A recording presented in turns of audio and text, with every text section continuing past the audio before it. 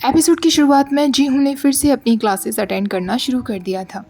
उनकी क्लास में प्रेजेंटेशन चल रही थी जिसमें हर एक स्टूडेंट को एक एक मूवी को प्रेजेंट करना था। एक स्टूडेंट ने हेडविग मूवी को चुना था जो सेक्स चेंज ऑपरेशन को लेकर थी। जिस तरह वो बनकर आया था, क्लास में सभी लोग उस पर हंस रहे थे।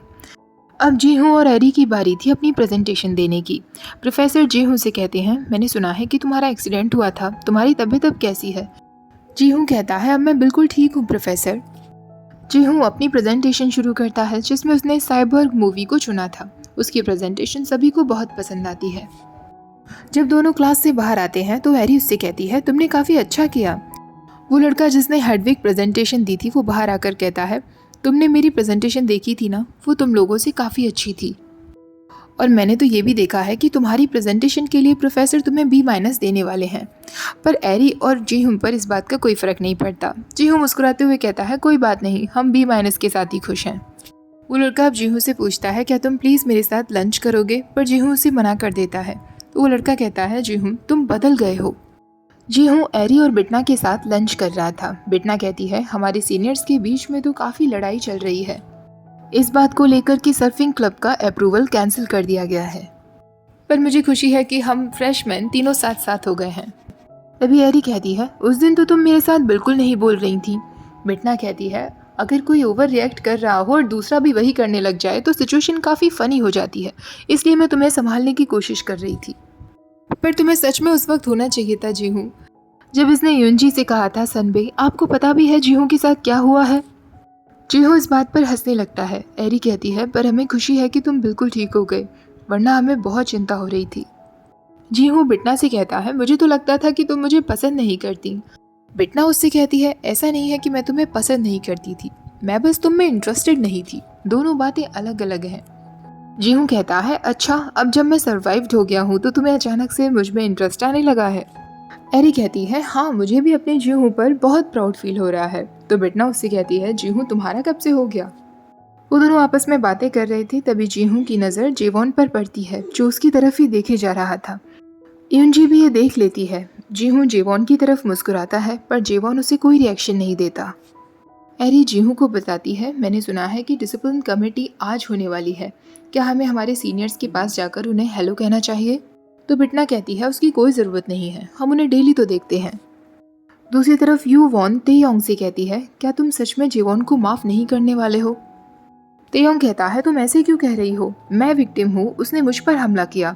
तो युवॉन कहती है, पर उसने कई बार तुम्हारा ख्याल भी तो रखा है ना, क्या तुम उसे माफ़ नहीं कर सकते? तेयोंग कहता है, नहीं, उसने किसी और की फ्रस्ट्रेशन मुझ पर निकाली और इस बार मैं उसे स्कूल से सस्पेंड करवा कर रहूँगा। उसके जाने के बाद जीवॉन वहाँ आता है। युवॉन उससे पूछती है, तुम ठीक हो ना? जीवॉन कहता है, हाँ, मैं ठीक हूँ। युवॉन कहती है, मैं यहाँ आ ज़रूर गई हूँ पर मुझे समझ नहीं आ रहा मैं क्या कहूँगी, मैं कोई बेस्ट स्पीकर नहीं हूँ। जीवॉन कहता है, कोई बात नहीं, तुम्हें ज़्यादा हार्ड ट्राई करने की कोई ज़रूरत नहीं है, जो भी डिसीज़न होगा मैं उसे एक्सेप्ट करूँगा। डिसिप्लिन कमेटी मीटिंग शुरू हो जाती है। तेयोंग कहता है, मैंने और जेवॉन ने एक ही साल स्कूल में एंट्रेंस लिया था, हम दोनों काफ़ी अच्छे दोस्त भी बन गए थे। मुझे नहीं समझ आया कि उस दिन अचानक उसे क्या हुआ था। मैं बस अपनी मॉनिटर की जॉब कर रहा था और अचानक उसने मुझ पर हमला कर दिया। स्कूल में फिर से वायलेंस ना हो, इसलिए मैं इसके खिलाफ एक्शन लेना चाहता हूँ और उसे स्कूल से सस्पेंड करवाना चाहता हूँ। अब से जेवॉन से कहा जाता है उसका स्टेटमेंट देने के लिए। जेवॉन कहता है, मैं अपने एक्शंस के लिए कोई एक्सक्यूज़ नहीं देना चाहता, जो भी कुछ हुआ उसमें मेरी गलती थी, पर मैं तेयोंग से एक सिंसियर अपॉलॉजी मांगना चाहता हूँ। डिसिप्लिन कमेटी का जो भी डिसीज़न होगा मैं उसे एक्सेप्ट करूँगा। बाहर यूवॉन से मिलने के लिए जीहू आता है। यूवॉन उससे पूछती है, तुम यहाँ क्या कर रहे हो? जीहू कहता है, क्लब की तरफ से मैं जेवॉन के लिए विटनेस बनकर जाना चाहता हूँ। यूवॉन कहती है, ठीक है, तुम जा सकते हो, वैसे भी मुझे नहीं लग रहा कि मैं जाकर कुछ भी अच्छे से बोल पाऊंगी। जेवॉन जीहू को अंदर आता देखकर एकदम शॉक्ड रह जाता है। जीहू आकर कहता है, मैं इस साल का फ्रेशमैन हूँ, मैं यहाँ इस इंटेंशन से बिल्कुल नहीं आया कि जेवॉन सनबे ने वायलेंस करके अच्छा किया, पर मैं आपको बताना चाहता हूँ कि सनवे का बिहेवियर क्लब में कैसा है, उसके बाद आप डिसीज़न ले सकते हैं। मैं कंट्री साइड से बिलोंग करता हूँ। जब मैं सियोल आया था तो बहुत घबराया हुआ था, मुझे नहीं लग रहा था कि मैं यहाँ के लोगों के साथ कभी भी मर्ज हो पाऊँगा। एक अकेलापन हमेशा मेरे साथ था। क्लब में आने के बाद सबसे पहले जेवॉन सनबे ने उस अकेलेपन को देखा। उन्होंने खुद मुझसे पहले से बात करना शुरू किया। मेरी नज़र में जीवॉन सनबे एक बहुत अच्छे सीनियर हैं। जब से मैं उनके साथ बातें करने लगा, मुझे सेओल से कभी डर नहीं लगा। जीवॉन भी उसकी बातों पर मुस्कुरा रहा था। जीहू कहता है, जीवॉन सनबे से बातें करने के बाद मुझे कॉलेज से डर नहीं लगा। कॉलेज में मेरे फ्रेंड्स बनने लगे। जीवॉन सनबे एक ऐसे सीनियर हैं जो सबकी परवाह करते हैं। और शायद आप लोगों को पता होगा कि कुछ टाइम पहले मैं और जीवॉन सनबे एक ट्रिप पर गए थे, जहां मेरा एक एक्सीडेंट हुआ जिसमें ऑलमोस्ट मेरी जान ही चली गई थी। जीवॉन सनबे उस एक्सीडेंट के विटनेस थे। मुझे पता चला है कि पाक तेयोंग क्लास में उस एक्सीडेंट को लेकर मजाक बना रहे थे, इसलिए जीवॉन सनबे को बहुत गुस्सा आ गया और मुझे भी ये सुनकर बहुत बुरा लगा था। इसलिए मैं कमेटी से रिक्वेस्ट करना चाहूँगा कि आप इस बारे में अच्छे से सोचें और एक वाइज डिसीजन लें। ऐसा कहकर वो चला जाता है। कुछ समय बाद तेयोंग बहुत गुस्से में बाहर आता है।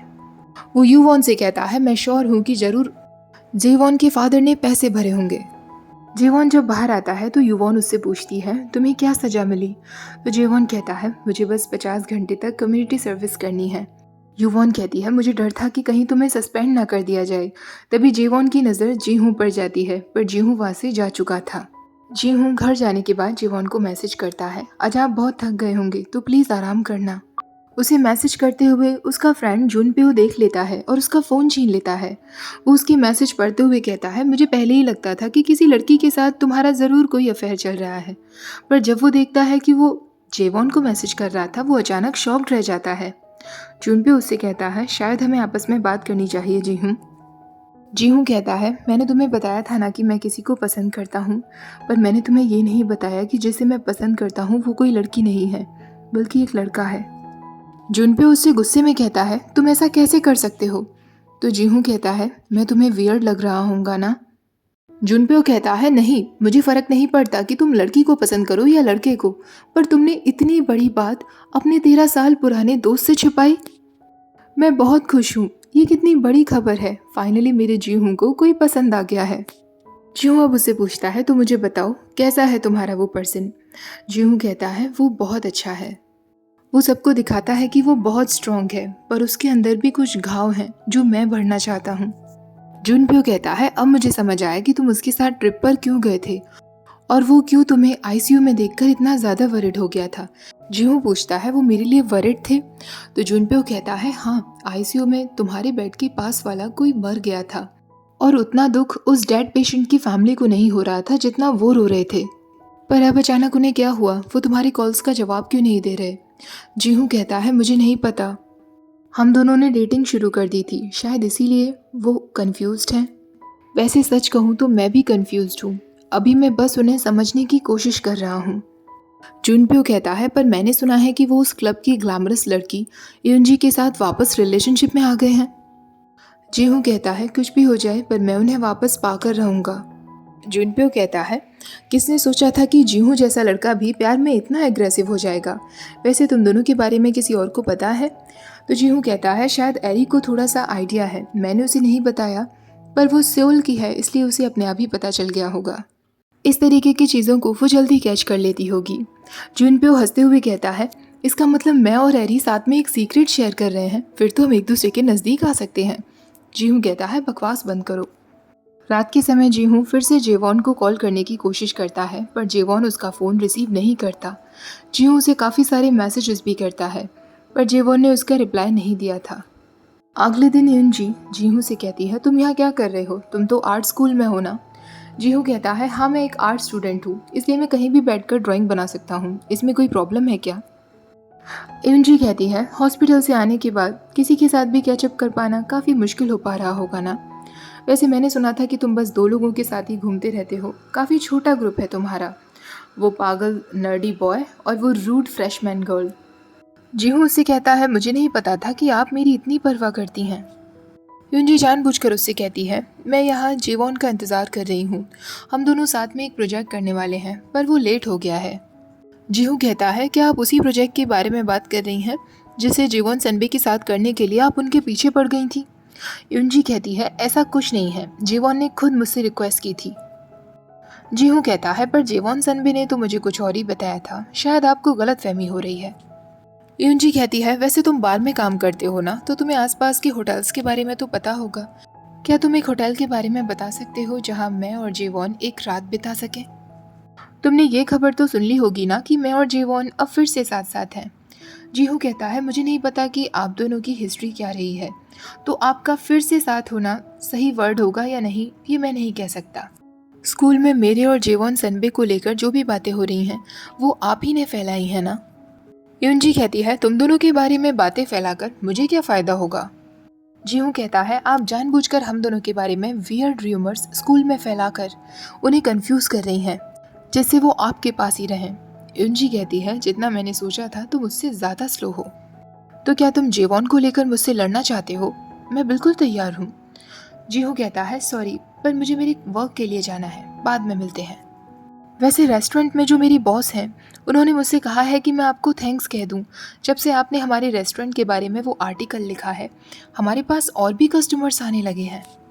उन्होंने कहा है कि आप एक बार फिर ज़रूर हमारे रेस्टोरेंट आएँ, वो आपको खुद काफ़ी सारी चीज़ें देंगी।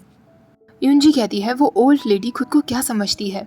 तो जीहू कहता है, क्यों ना आप आज रात को हमारे बार में जीवॉन सनबे के साथ आएँ, मैं आप दोनों का बहुत अच्छे से ख्याल रखूंगा। ऐसा कहकर जीहू वहाँ से चला जाता है। युनजी कहती रहती है, जेवॉन वहाँ कहीं नहीं जाने वाला। तुम्हारे एक्सीडेंट के बाद तो उसने तुम्हारे बारे में किसी से बात तक नहीं की है। रात के समय जीहू और जुनपेओ बाहर आते हैं और अपनी बॉस के साथ ड्रिंक करते हैं। जीहू अपनी बॉस से पूछता है, क्या आपको कभी किसी से प्यार हुआ है? तो उसकी बॉस कहती है, मैं एक डाइवोर्सी हूँ, क्या तुम मेरा मजाक बना रहे हो? ऑफ कोर्स मुझे एक बार प्यार हुआ था।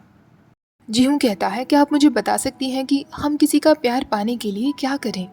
तो उसकी बॉस कहती है, आजकल के बच्चे प्यार पाने के लिए पता नहीं क्या क्या करते हैं, पर मेरा मानना है कि कुछ भी करने की ज़रूरत नहीं है। अगर तुम्हें कोई पसंद है तो डायरेक्टली जाकर उसे बोल दो, अगर वो तुम्हारा है तो तुम्हारे पास आएगा। जीहू कहता है, मैं किसी का प्यार वापस पाना चाहता हूँ, पर वो पर्सन मुझे अवॉइड कर रहा है, तो मुझे समझ नहीं आ रहा मैं क्या करूँ। उसकी बॉस कहती है, तुम बहुत हार्ड पुश कर रहे हो। आजकल बर्थ रेट बहुत लो हो गया है, लोग शादी ही नहीं करना चाहते क्योंकि वो डरते हैं।